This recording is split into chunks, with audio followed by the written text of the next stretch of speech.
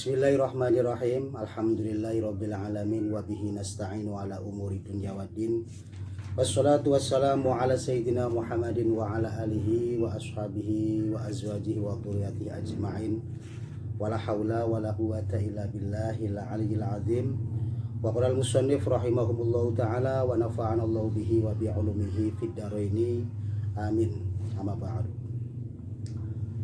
Kaum muslimin wal muslimat rahimakumullah. Alhamdulillah, pada kesempatan kali ini kita akan membahas tentang qashar sholat yang diambil dari kitab Takrib. Bismillahirrahmanirrahim. Wa yajuzu lil musafiri qasrus sholati ar-rubaiyati. Waya juzulan wenang lil musafiri kadue wong kang lelungan apa qasrus sholati nyendek sholat ar-rubaiyati kang bangsa patang rakaat. Boleh bagi seorang musafir itu meringkas sholat yang 4 rakaat. Musafir itu apa? Musafir adalah al-mutabis bis safar, orang yang masih dalam keadaan di perjalanan. Orang yang bepergian terus dia itu masih dalam perjalanan, belum sampai tempat tujuan. Kalau seandainya dia sudah sampai tujuan, itu bukan musafir lagi, itu sudah masuk mukim. Jadi yang dimaksud dengan musafir itu adalah orang yang masih dalam perjalanan. Contoh, misalkan ada orang bepergian dari Cirebon mau ke Surabaya. Dia sudah naik kendaraan. Ketika dia itu masih dalam perjalanan, artinya belum sampai Surabaya, itu masih dikatakan musafir. Seorang musafir itu boleh mengqashar sholat. Ini tidak wajib. Dilakukan silahkan, tidak dilakukan juga pun tidak apa-apa. Mengqashar sholat itu adalah memperpendek sholat. Sementara sholat yang boleh diqashar itu adalah sholat yang jumlahnya 4 rakaat saja, seperti sholat isya, sholat duhur, ataupun sholat asar.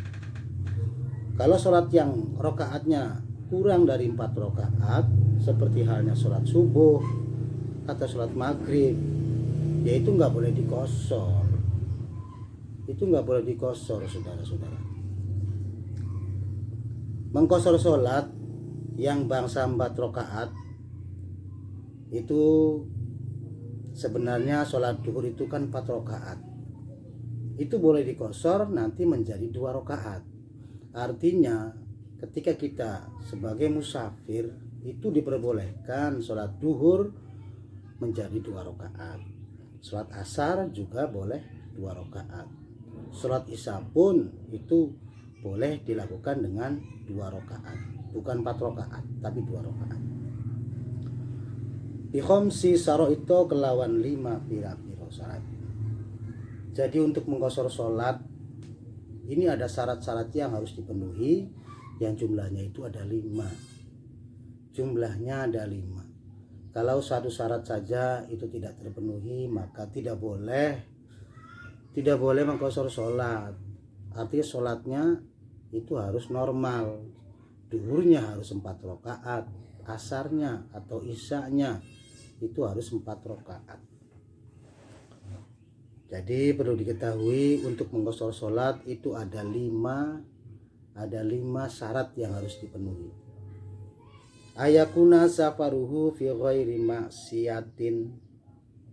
Ay alawalu ayakuna safaruhu fi ghairi maksiatin.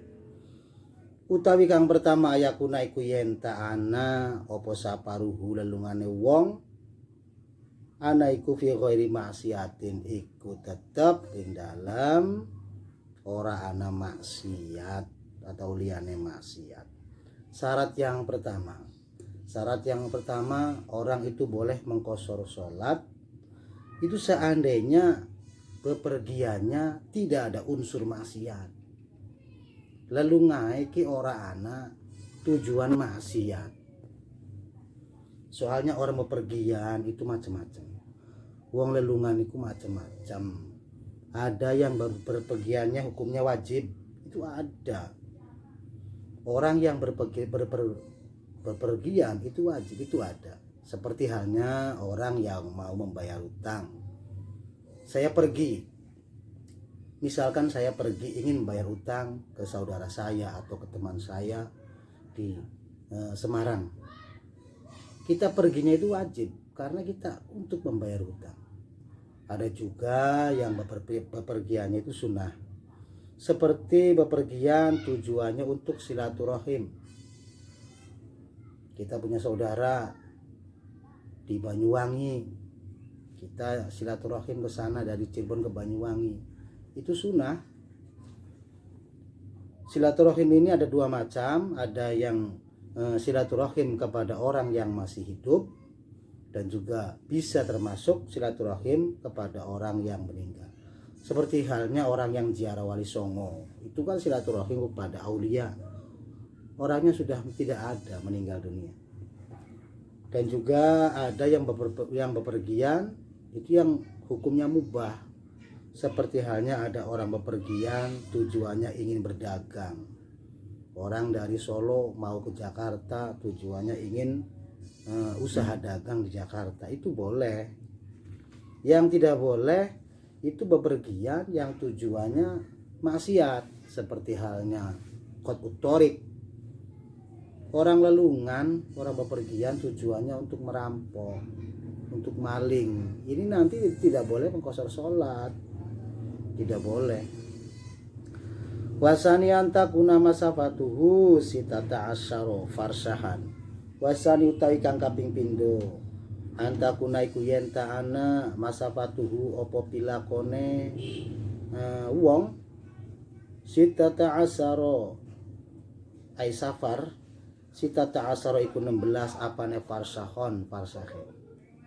Syarat yang kedua, oleh orang itu boleh mengqashar sholat seandainya jarak tempuh perjalanannya sudah mencapai 16 farsah. 16 farsah ini ukuran zaman dulu, saudara-saudara. Ukuran zaman dulu. Kalau sekarang kan pakai kilometer. Nah, 16 farsah itu menurut aksarul fuqaha, mayoritas ulama-ulama ahli fikih, itu kalau diukur dengan kilometer 120 kilometer. Artinya apabila ada orang yang bepergian dan jarak tempuhnya itu sampai 120 meter, itu boleh mengqashar sholat. Kalau kurang dari 120 km berarti kurang tidak boleh mengqashar sholat. Wasalisu ayakunal qasiru muadzin lis sholati ar-rubaiyati. Wasalisu tawi kang kaping 3 ayakuna iku yen ta ana sapa wong kang ngosor muadzin iku nekani lis sholati maring salat ar-rubaiyati kang bangsa 4 rakaat. Syarat yang ketiga dari qashar adalah orang yang mengqashar ini sholatnya sholat yang adaan.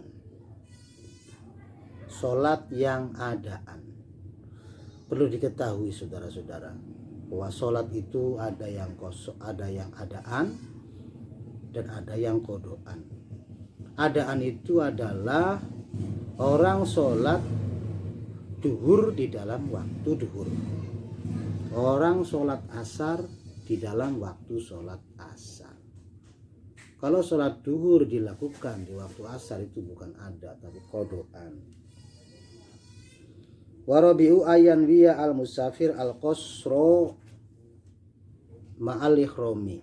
Yang keempat dari syaratnya mengqashar sholat adalah musafir itu harus ada niat untuk mengqashar sholat ketika dia itu sedang takbiratul ihram. Jadi kalau kita ingin mengqashar sholat, pas waktu kita ingin takbiratul ihram, ketika Allahu Akbar, kita itu harus ada niat mengqashar sholat. Contoh misalnya usolli fardhu duhri rakaataini qasron. Nah, qasronnya itu harus diikutkan. Berarti ada niat qashar.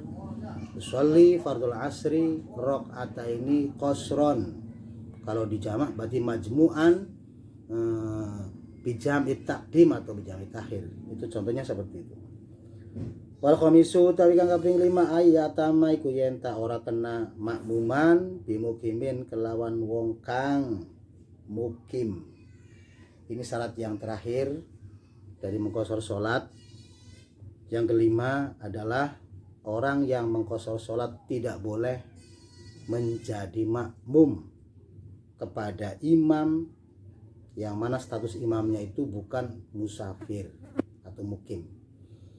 Jadi orang yang mengqashar sholat tidak boleh berjamaah dengan imam yang mana imamnya itu melakukan sholatnya tidak diqashar.